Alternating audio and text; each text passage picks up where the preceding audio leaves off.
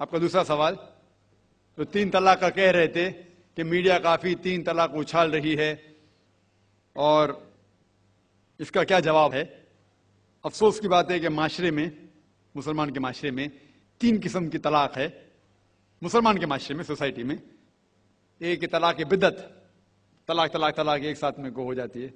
ایک طلاق حسن، جو طلاق دو، ایک ماہ رکو حیض کے لیے، پھر طلاق دو، پھر رکو، پھر تیسرا طلاق دو۔ اور تیسرا طلاق کے حسن، جو بالکل صحیح طریقہ ہے، جو قرآن شریف کے ہے، طلاق دو اور 3 ماہ رکو۔ قرآن کی آیت ہے سورہ بقرہ میں، سورہ نمبر 2 آیت نمبر 228 میں لکھا ہوا ہے کہ جب بھی آپ طلاق دیں گے تو 3 ماہ یا 3 حیض کی عدت ہے، تو طلاق پورے مکمل ہونے کے لیے 3 حیض یا 3 ماہ، 3 مینسٹرل سائیکل اور 3 منتھلی کورسز مسٹ ہے، کمپلسری ہے۔ افسوس کی بات ہے کہ یہ جو اختلاف امت میں ہے اس کی ایک وجہ ہے۔ ایک صحیح حدیث ہے، ابن عباس رضی اللہ عنہ وہ فرماتے ہیں کہ محمد صلی اللہ علیہ وسلم کے دور میں 3 طلاق ایک ہی مانی جاتی تھی۔ حضرت ابو بکر کے دور میں 3 طلاق ایک ہی مانی جاتی تھی۔ حضرت عمر کے پہلے 2 سال کے دور میں 3 طلاق ایک ہی مانی جاتی تھی، لیکن اس کے بعد حضرت عمر رضی اللہ عنہ اس سچویشن کو دیکھ کے وہ کہتے اگر کوئی شخص 3 دے دیا تو 3 ہو جاتی ہے۔ اس حدیث کی وجہ سے جو اختلاف امت میں ہے، اور کئی علماء میں اختلاف ہے، لیکن علماء میں اختلاف ہے، رہیں گا ایک منچ پہ آئیں گے کہ اللہ عالم، لیکن اگر آپ قرآن کی روشنی میں پڑھتے ہیں، قرآن میں طلاق کا ذکر کیا گیا ہے سورہ بقرہ میں، سورہ نمبر 2 آیت نمبر 228 سے لے کے 240 تک، اور سورہ طلاق میں سورہ نمبر 65 آیت نمبر 1 سے 7۔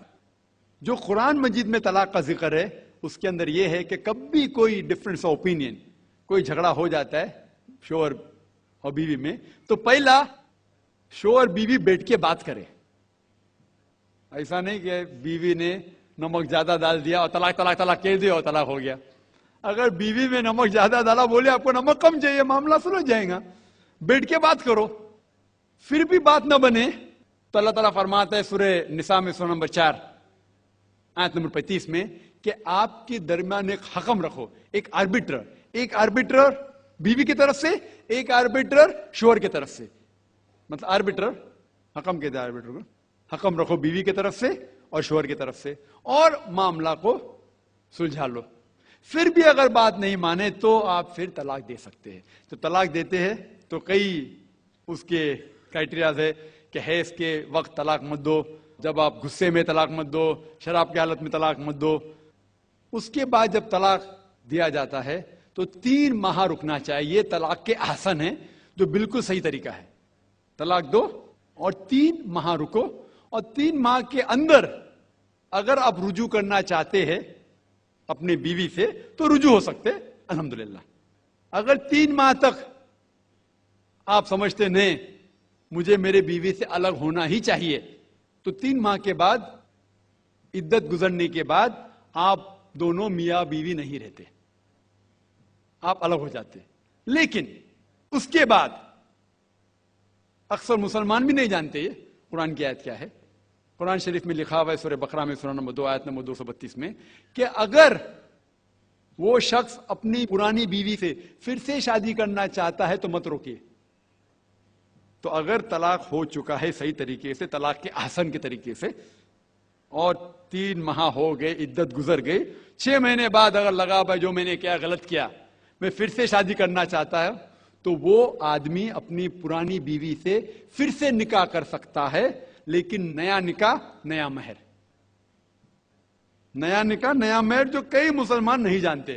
افسوس کی بات ہے کہ ہم مسلمان قرآن کو ترجمے کے ساتھ پڑھے ہی نہیں، صحیح حدیث کو ترجمے کے ساتھ پڑھے ہی نہیں۔ اگر ہم قرآن شریف کو صحیح طریقے سے پڑھیں گے اور صحیح حدیث پہ عمل کریں گے تو یہ جو غلط فہمیاں ہیں دور ہوئیں گی۔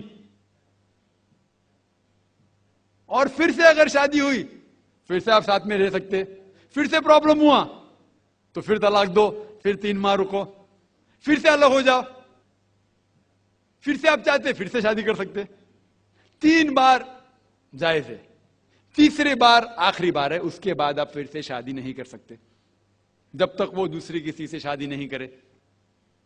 लेकिन मैंने अपनी जिंदगी में एक भी शख्स मेरे जिंदगी में नहीं आया जो तलाक के आसन किया, सही तरीके से तलाक दिया, अलहदा हो गए, फिर निकाह हो गया, फिर अलहदा हो गए, फिर निकाह हुआ, फिर अलहदा हुआ। मैंने कोई भी शख्स मेरे जिंदगी में पूरे दुनिया में ऐसा शख्स के बारे में सुना ही नहीं जो सही तरीके से किया और बिछड़ गया, फिर से शादी की, फिर से बिछड़ गया, फिर से निकाह के, फिर बिछड़ गया, फिर शादी करना चाहता है। अगर आप सही तरीके से कुरान के ऊपर अमल करेंगे तो ये नौबत आएंगी नहीं। और कुछ लोग जो इस्लाम को मजाक बनाए और क्या कहते कि अच्छा अगर एक साथ में दे दिए, 3 तलाक दे दिए, हो गई, अभी क्या हलाला करो। कुरान कहता है 3 तलाक एक साथ में भी देंगे तो एक ही होती है। मोहम्मद सल्लल्लाहु अलैहि वसल्लम के वक्त पे 3 भी एक साथ में देना एक ही होता था। हजरत अबू बकर के टाइम में भी 3 तलाक एक ही होता था। हजरत उमर के दौर में लोग जो कहते 3 तलाक 3 होती है, कई उलमा कहते हैं कि उनने ये अपने फतवे पे रुजू किए और उन्हें अफसोस था कि ये फतवा उन्हें दिए, और कई लोग कहते नहीं उनका फतवा सही था। इसमें उम्मत का इख्तिलाफ है। लेकिन अगर कुरान की रोशनी में देखेंगे तो 3 तलाक एक साथ में भी देंगे तो एक ही होती है। हजरत उमर के दौर में रज़ियल्लाहु अन्हु उन्होंने कहा था कि हम उसे कह नहीं सकते, क्या वो गलत है। लेकिन उलमा ये कहते हैं, मिसाल तो इब्न तैमिया, शेख इब्न तैमिया, वो कहते हैं कि ये हजरत उमर में अल्लाह भी प्लीज रज़ियल्लाहु अन्हु, वो मोहम्मद सल्लल्लाहु अलैहि वसल्लम ने जो कहा उसके ऊपर नहीं है। इसीलिए हमें बात मानना चाहिए कुरान और अल्लाह के रसूल की। इसके अंदर हजरत उमर में अल्लाह भी प्लीज थे रज़ियल्लाहु अन्हु, उन्हें रुजू किया। इसीलिए वो कहते कि 3 तलाक भी होंगी तो एक ही होती है, 3 नहीं होती। इसमें उम्मत का इख्तिलाफ इसलिए है कि हमने कुरान पढ़े ही नहीं। हम अगर कुरान पढ़ेंगे सही तरीके से और जाने, कई लोग ये समझते हैं कि तलाक के लिए 3 बार बोलना जरूरी है, अगर 3 बार नहीं कहेंगे तलाक होती ही नहीं। वो उनकी नादानी है, वो उनकी जहालत है। तो हमें क्या करना चाहिए, ये मीडिया उछाल रही है, हम मुसलमानों को ये तलाक का तरीका जो सही तरीका है, तलाक के आसन, उसको आम करना चाहिए और ये कहना चाहिए किस बुनियाद पे तलाक दी जा सकती है, कब दी जा सकती है, कैसे मौके पे दी जा सकती है, देना चाहिए कि नहीं। तो ये सब अगर हम मुसलमान आम करेंगे तो इंशाअल्लाह ये इख्तिलाफ जो उम्मत में है वो नहीं रहेगा। और मीडिया उसे उछाल रही है।